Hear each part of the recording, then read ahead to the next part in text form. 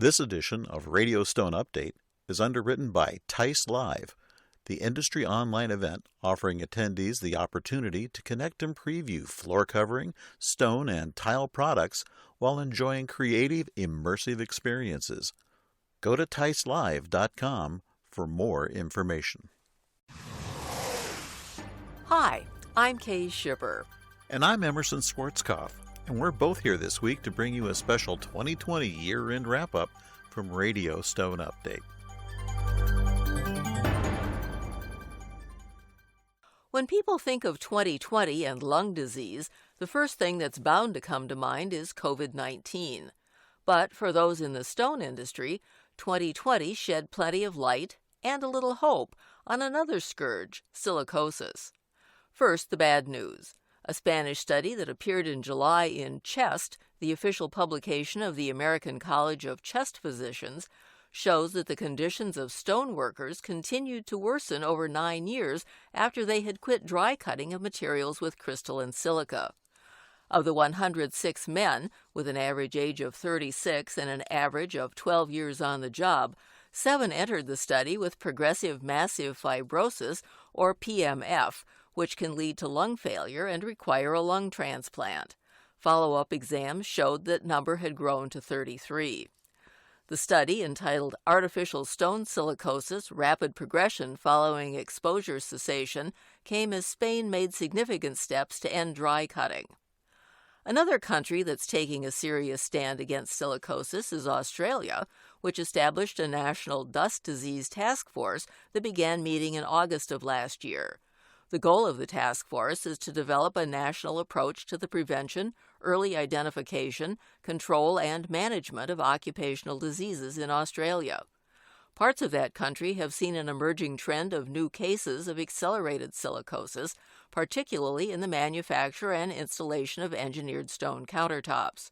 The Australian government committed $5 million to support the task force, which established a national dust diseases register as well as new research. At the end of last year, a preliminary study estimated about 350 stone fabricators in Australia suffered from silicosis.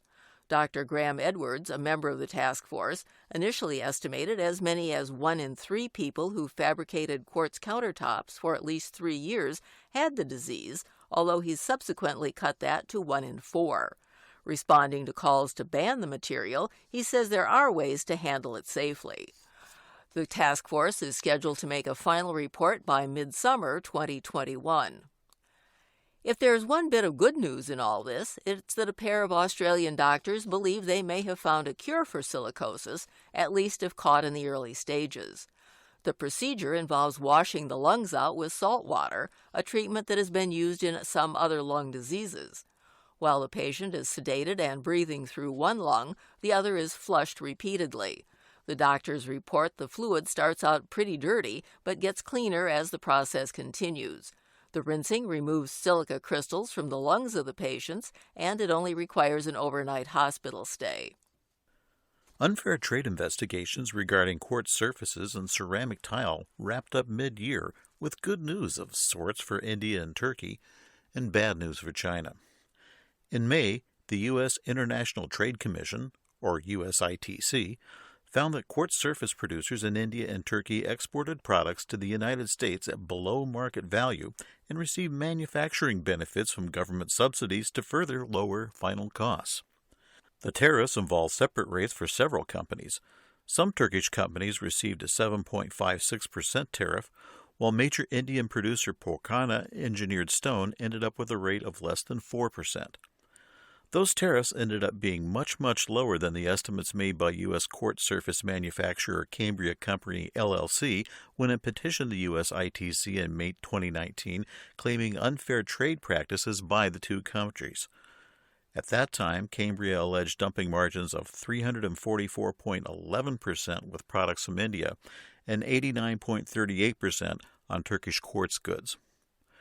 The U.S. ITC cited China on the same unfair trade grounds last year with quartz surface tariffs, on average, of more than 300%, which all but stopped exports of China's quartz surfaces to the United States. Chinese production flooded other countries as a result and was acknowledged by Israeli manufacturer Caesarstone in affecting its sales in Australia and Canada. The tariff shock continued for Chinese goods in June when the U.S. ITC finalized massive unfair trade tariffs on ceramic tile, including porcelain. Those surfaces made or shipped from China now face a 562.5% add-on to import values, effectively halting shipments to the United States. The U.S. ITC's tariff order also specifically includes, by name, ceramic slabs and panels. The action came after an investigation spurred by a petition filed in 2019 by Coalition for Fair Trade in Ceramic Tile, a group of U.S. ceramic tile producers, including American Wonder Porcelain, Crossville Inc., Del Tile Corporation, Del Conca USA Inc., Florida Tile Inc., Florum USA, Landmark Ceramics, and Stone Peak Ceramics. Talk of tariffs of a different sort popped up at year's end with a new target, Vietnam. The U.S. International Trade Representative's Office will hold a virtual public hearing next week concerning a blanket 301 tariff on all goods from Vietnam, including all hard surfaces, on allegations of currency manipulation by the country's state bank. There is no timetable on a possible decision on a 301 tariff on Vietnam and whether any action would continue under the incoming Biden administration next month. 301 tariffs were the major weapons used by the Trump administration to impose 25% duties on all Chinese goods, escalating the current U.S.-China trade war. The saying "the show must go on" took a beating this year as the COVID-19 pandemic did a number on the scheduling for trade shows worldwide.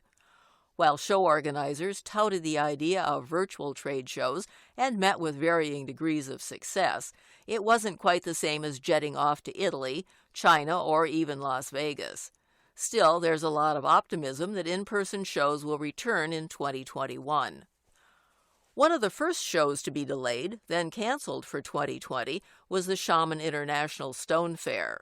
Set for last March at a time when China was still in full battle mode against the coronavirus, the world's largest hard surfaces event was moved first to June, then October, before organizers opted to try again this coming May. In the meantime, more than 2,000 manufacturers from 57 countries and regions have participated in the Cloud Xiamen Stone Fair. Other international shows also suffered.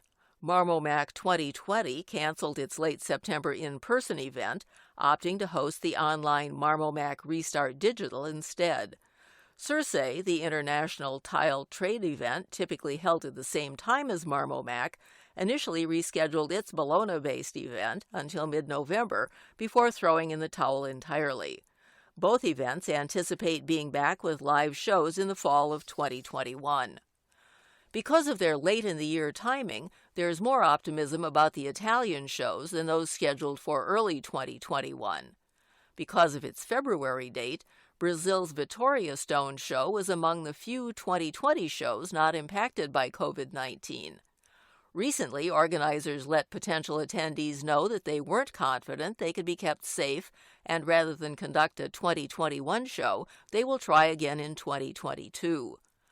The same fate befell both the London-based Natural Stone Show and Hard Surfaces 2021 and the Nuremberg, Germany-based Stone Plus Tech.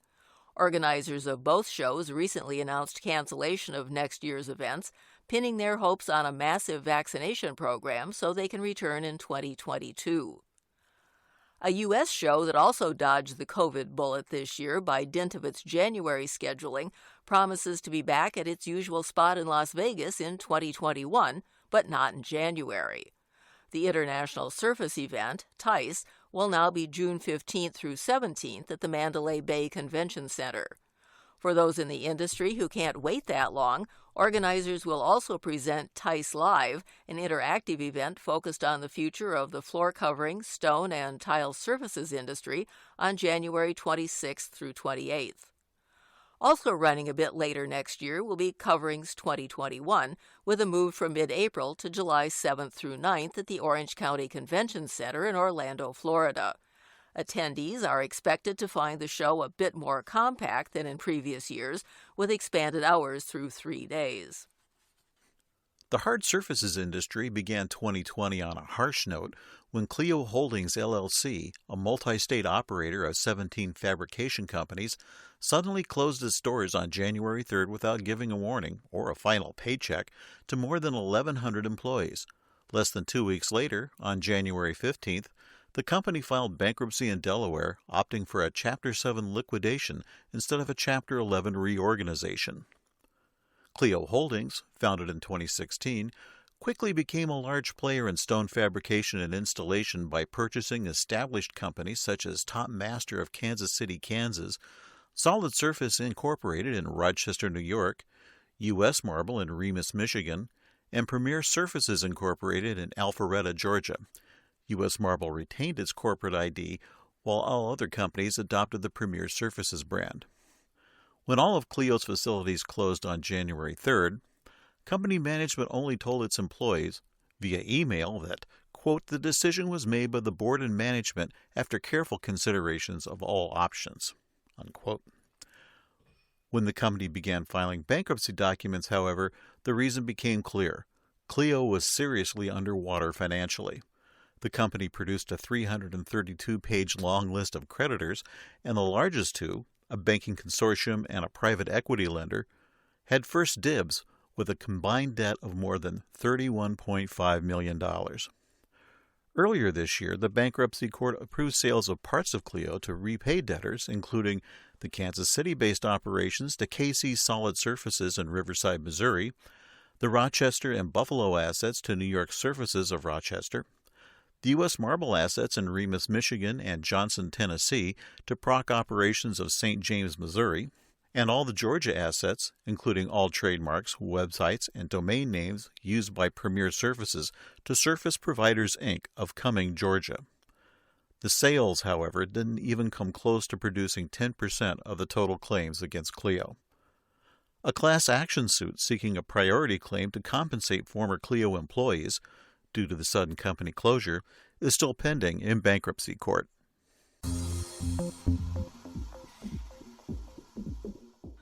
Polycor Incorporated acquired North Carolina Granite Corporation in December.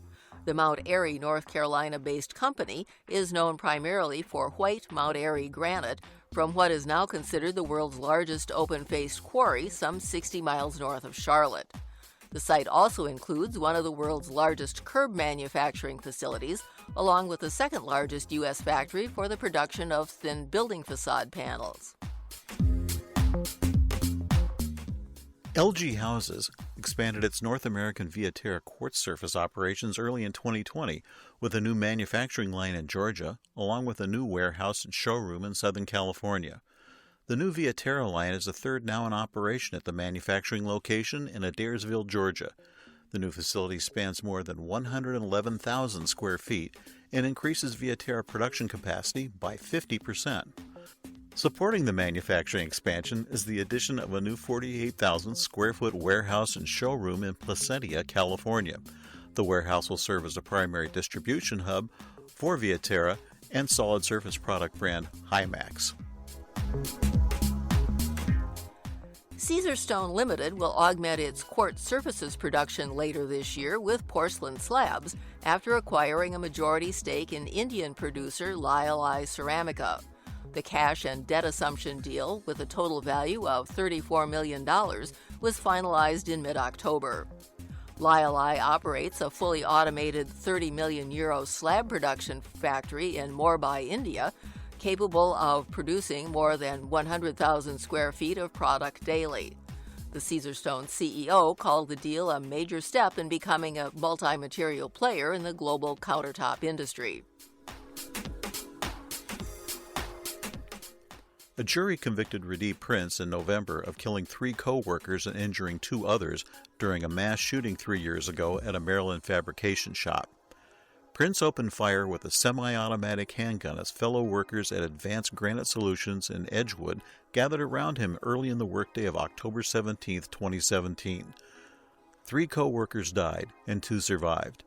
All 5 were shot in the head.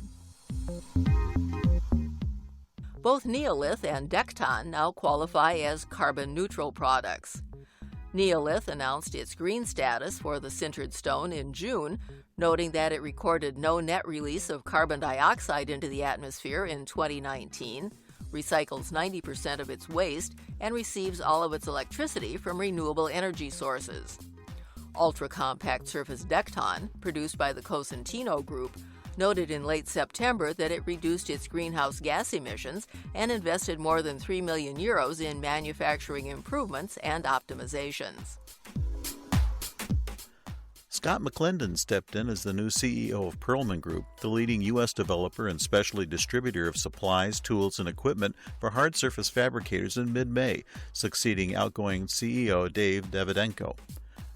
Perlman, headquartered in Norcross, Georgia, distributes products for hard surface fabrication through its primary brands of Grand Quartz, Regent, Granite City Tool, and Pearl Abrasive.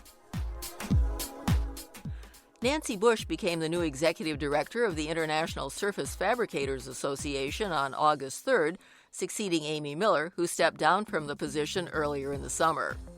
Bush worked for 14 years for Willis Supply, the Burlington, Ontario-based North American distributor of building materials, including Corian solid surface and Corian quartz. Prior to her work with Willis, she was an independent kitchen and bath designer, earning an NKBA Associate Kitchen and Bath Designer certification. Salem Distribution Company evolved into Salem Fabrication Technologies Group, Inc., with the name change representing the company across all of the industries in which it offers machinery, tools, supplies, equipment, and services. A new division, Salem Fabrication Suppliers, will offer tooling, surfacing supplies, and equipment solutions for the glass industry. The new division includes what was Salem Stone before the restructuring.